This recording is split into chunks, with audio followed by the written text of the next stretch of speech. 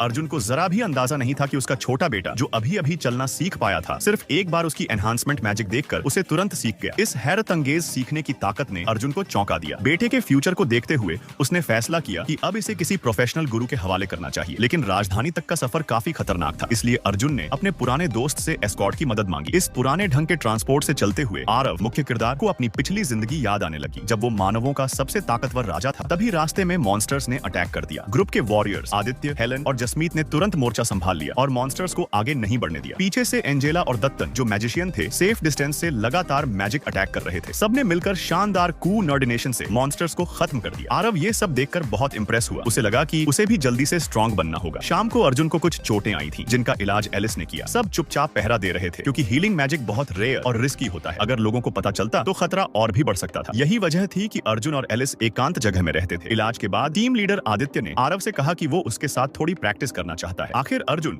जिसे जीनियस कह रहा है, उसमें कितना दम है ये जानना तो बनता है। बाकी लोग थोड़े चिंतित थे, लेकिन आरव ने चैलेंज स्वीकार कर लिया। जैसे ही फाइट शुरू हुई, आदित्य उसकी स्पीड से इतना चौंक गया कि अचानक सीरियस हो गया। वहीं जसमीत को भी उसकी मूवमेंट बहुत इंटरेस्टिंग लगी। उसने पूछा कि वो अचानक आदित्य के पीछे कैसे पहुंच गया। उसकी नजरों से साफ था वो इस जवाब को लेकर सीरियस है। आरव समझ गया कि ये लड़की आसानी से पीछा छोड़ने वाली नहीं। इसके बाद की जर्नी में आरव ने अपने पिछले जन्म की नॉलेज जसमीत के साथ शेयर करना शुरू किया। उसे लगा था ऐसा करने से वो पीछा छोड़ देगी, पर हुआ उल्टा। अब जसमीत उससे ज्यादा क्लोज हो गई थी, यहाँ तक कि उसके बर्थडे पर सब तब हैरान रह गए जब जसमीत ने खुद आरव को गिफ्ट दिया। फिर ग्रुप राजधानी की ओर बढ़ा, लेकिन जैसे ही वो शहर के पास पहुंचे, डकैतों ने घेर लिया। पूरी गाड़ी को चारों तरफ से घेर कर लीडर ने आदेश दिया, औरतों और बच्चों को छोड़ दो, उन्हें तो बेचना है, बाकियों को मार डालो। तुरंत लड़ाई शुरू हो गई। अर्जुन और बाकी फाइटर्स भले ही पावरफुल थे, लेकिन दुश्मन की संख्या ज्यादा थी। लंबी फाइट के बाद सब थक गए और अर्जुन को गंभीर चोट आई। उसकी हीलिंग मैजिक का पता चलता तो मुसीबत और बढ़ जाती। आरव लड़ाई में कूदना चाहता था, लेकिन उसे कहा गया कि वो माँ को लेकर भाग जाए। उसे बताया गया कि एलिस के पेट में एक और बच्चा है और अब वो एक बड़े भाई की जिम्मेदारी निभाए। आरव को पिछली रातों में माँ के अजीब बर्ताव की वजह समझ आ गई। वो फौरन माँ को लेकर भागने लगा। आदित्य और जसमीत ने रास्ता क्लियर किया, लेकिन दुश्मन ग्रुप में एक मैजिशियन ने ऊपर से अटैक कर दिया। अच्छी बात ये रही कि आरव ने वक्त रहते एलिस को बचा लिया, लेकिन खुद जोरदार टक्कर से दूर जा गिरा। जब वो खाई में गिरने ही वाला था, उसने जसमीत का दिया हुआ डैगर निकाला और ऊपर वाले मैजिशियन को साथ लेता हुआ नीचे गिर गया। एंजेला और दत्तन कुछ कर पाते उससे